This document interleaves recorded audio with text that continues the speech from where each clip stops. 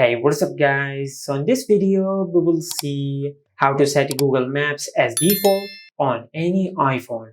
Now to do that, first of all, just open the App Store and in the search bar, just search this. Now from here, just make sure you install Gmail on your iPhone. Now as you can see, I have already installed Gmail on my iPhone. If you have not installed it yet, just install it.